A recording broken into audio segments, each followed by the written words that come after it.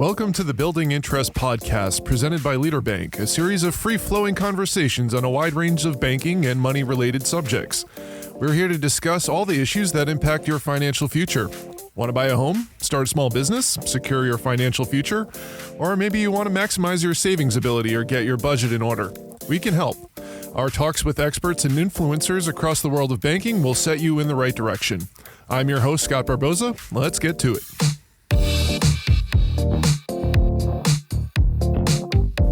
Everybody, welcome aboard another edition of the Building Interest Podcast presented by Leader Bank. We're here at our Seaport Innovation Branch, and I have the distinct pleasure of being joined for this episode by Mike McCarthy, one of our esteemed loan officers. Mike, you've been with the organization now since 2015.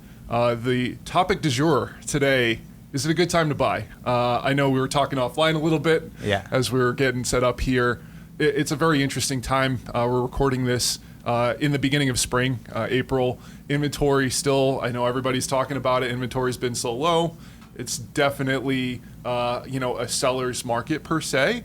But again, when we kind of look at the whole mix of things that are going on in the background with, interest rates, but particularly one thing we want to get into here is the renting situation out there and how that really comes in and affects the market. But Mike, I want to bring you in. Thanks for doing this. How are you feeling about this? This is the first time you've ever done anything like this. Yeah, it's my first podcast. Thanks for having me. It's great. We're great to have you here.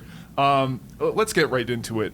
For people that are trying to get into this spring market as a first-time home buyer, can be a little bit of a daunting experience coming in. What are you experiencing on the day-to-day when you're interfacing with clients at this point?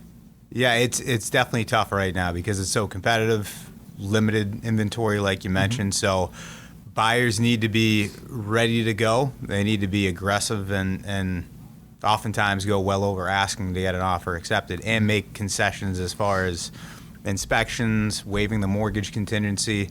So you need to kind of lay it all out there right now in order to win an offer. So it's a tight market.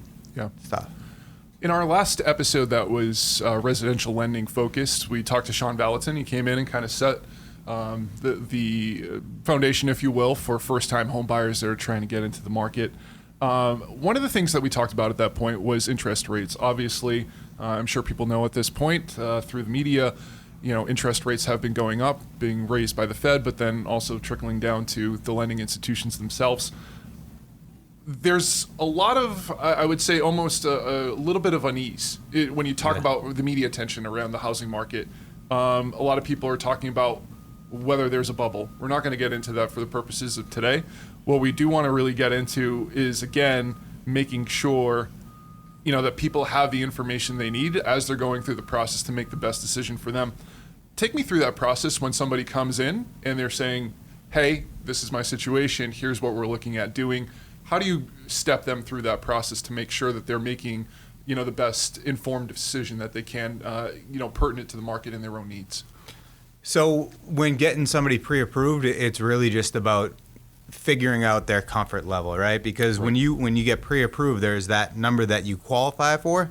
Then everybody has their, where they want to be and where they're comfortable, right? So just trying to find that middle ground and also setting those expectations as far as the interest rates, because as they are going up, since it was almost like January 1st, it was off to the races. The rates have gone up about 2% since the first of the year, which is a crazy jump. So for the buyers right now, it's really just about getting them acclimated to where the rates are, kind of setting up the expectations that they could go a little bit higher, and also just figuring out where they qualify and where they're comfortable so that they can make the most attractive offer as possible when they do find a home they like. Part of, again, like we mentioned at the jump, one of the things that is impacting that is also the rental market. Those things are inextricably linked. Yeah. If the rental market goes up, more people obviously want to get into buying. And that is very much what we're experiencing right now. I want to take a moment to earmark, though, something that you said that I think is really important there. We've seen, again, from January, a pretty aggressive rate hike, but also at the same point where rates were, coming through the pandemic was at historic lows. So even though there has been some market increases, it's still on the, when we're talking historically from that perspective, it's still, we're still on the more opportune side of that, correct? We are. I mean, like the goalposts got moved so far that like expectations were set almost unrealistic, like being in the twos for basically a year and 10 months. So it just, the norm became just something too ridiculous to have it last. So where we are now with rates is still historically pretty good, so I think it's just going to take some getting used to for people. I think some people have seen the rates go up and there's a shock to them, but ultimately that's external things that we can't really control. So I've noticed that my buyers have started to kind of come to grips with it and say, okay, here's where the payment's going to be now, and here's how we can approach it from here. And the beauty with a mortgage too is if rates do end up coming back down in the future, you can refinance and bring the rate down. Whereas if rent numbers, I was just speaking to you about it, nationally increased by 19.3%. Yeah. So, I mean, if your rent keeps going up, there's only so much you can negotiate with your landlord. That is something interesting. There was actually a pretty good story on 60 Minutes a couple of weeks back about private equity coming into the rental market, buying up, which also impacts the housing market because you have private equity offers coming in against, Johnny and Susie Q that are trying to buy a home. How much of that do you keep a pulse on as a loan officer in keeping in mind as clients come in to talk about you, what people are experiencing in those regards? Obviously, we're just talking about a story that you had referenced from, Boston, a Boston perspective where, San Francisco, which is for the longest time I feel like has been, the quote unquote known high rent destination. Boston is definitely creeping up and if not surpassing those benchmarks in some places. So, how much do you kind of look at from once you get through the pre-approval process and make sure that everybody has their house in order, getting people to find the right home and get them in at the right level? Yeah, I mean, well, with the rental, the other thing you have to think about is if you're renting in Boston, right? Let's say you have a 2-bedroom that is $4,000. You have to pay upfront the first month, last month security deposit and broker fee. No doubt. So you're looking at $16,000 out of pocket to rent a unit here. Yeah. On the flip side, I mean, it's tougher to get an offer accepted with 3% down. But for many buyers, you can do as little as 3% down, and you can get down payment assistance from the city of Boston. So for an individual who has income under $114,000, you can still do a purchase in Boston with 0% down and get a pretty competitive mortgage. So you can actually buy for cheaper than renting, out of pocket and probably on the monthly basis. Right. So the flip side of that coin is because it's so competitive right now, unfortunately, those people are going to have a little bit harder time getting their offer accepted with a 3% down if someone else has a larger down payment. But there is still opportunity where you can buy a home and have a cheaper monthly payment without too much more out of pocket than you would have renting. I think that's one of the great dispelling notions. I don't want to reference my dad too much. I don't want to make this a personal thing, but when I was growing up, my dad, 20%, that's the down payment. Like you got to have that because they're coming out of that, PMI, making sure that your house was really in order before you were getting to that point of purchasing. But again, taking all that in mind, as we're talking about, the rental experience is such an expensive experience at this point. And that's just across the board at this point. What are the other benefits to home ownership versus rental? Walk everybody through that from the perspective of beyond the financial perspective, how it can be beneficial. It also comes credit reporting, credit scores, things like that, all come into bear here. Benefits of home ownership are, you own the property, obviously, so you have complete control over it. You don't have a landlord who's could jack your payment up the next year. That's one of the beauties of having your own mortgage payment is that it's there and it could go down if rates get better. You have the appreciation factor. Home values are still expected to increase this year, and for the next coming couple years is the forecast. Right. So you buy a home now, and your value is probably going to be higher within the next year or two. And during that period, you're paying your loan balance down as well. So you're gaining equity in the home. Exactly. So, you can always maybe turn a profit in the future when you own, whereas when you're renting, it's, the old saying to people is, have you ever paid a mortgage before? And for first-time home buyers, they usually answer no, but the answer is yes, you have.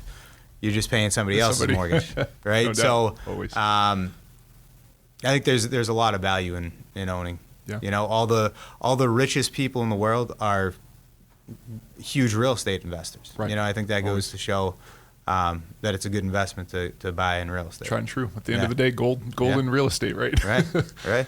Mike, as a veteran of this industry, again, you're just referencing off the jump there, where if you had been told that you would have been during the pandemic an unprecedented time of so many different circumstances, but with interest rates being what they were, this is always a very rapidly moving, fluid environment.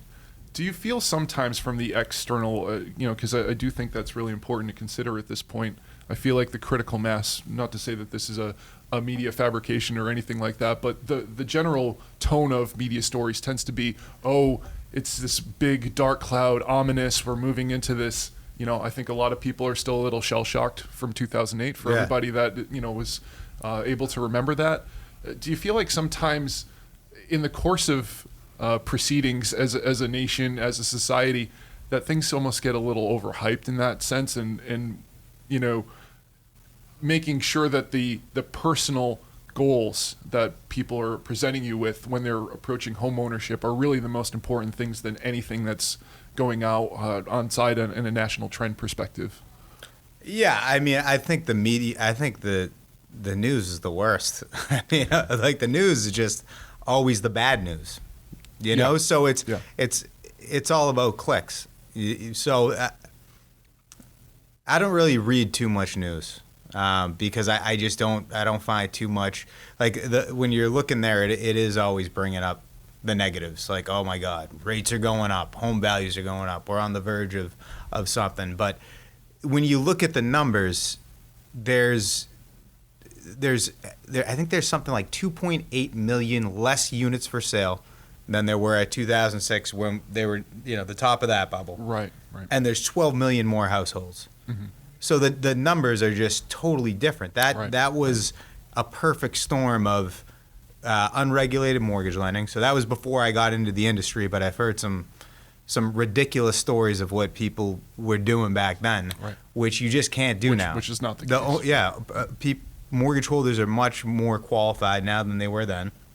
There was building that was out of control. They were building homes that had no buyers available to them, where right now we have a housing shortage. So it's not really a comparable time at all. We have a housing issue across when we're talking about the national, not just ownership, rental, the whole kit and caboodle. Yeah.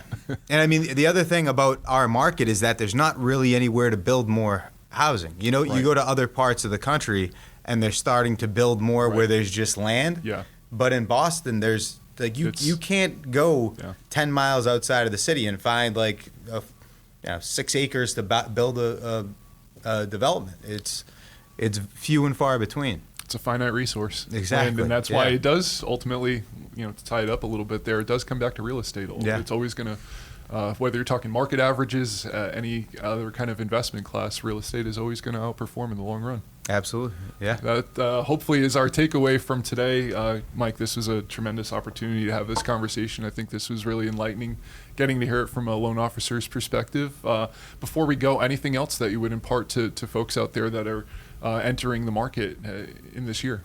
Actually, circling back to something you mentioned earlier about how your father made the point of getting to 20%. Don't want to pile on my dad here because but he sent me in the right direction. He sent you in the right direction. It's good advice if you can do it, right? But it's difficult to get to 20% down. That's a lot of money, especially where the housing prices are going.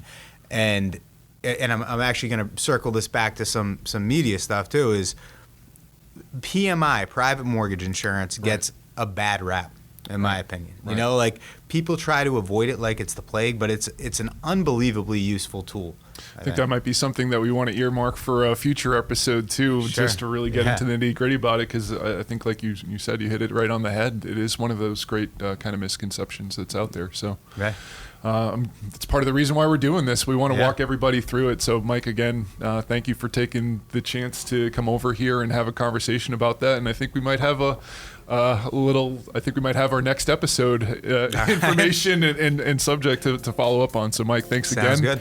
And we'll see you again soon. All right. Thanks for having me. Thanks, Mike. All right. See you. For additional information on the credit costs and terms of any of the loan types discussed during this episode, including current annual percentage rates, please contact Leader Bank at 1-855-294-4488 to speak to a loan officer. Adjustable rate loans, as discussed, have annual percentage rates that may increase after your loan closes.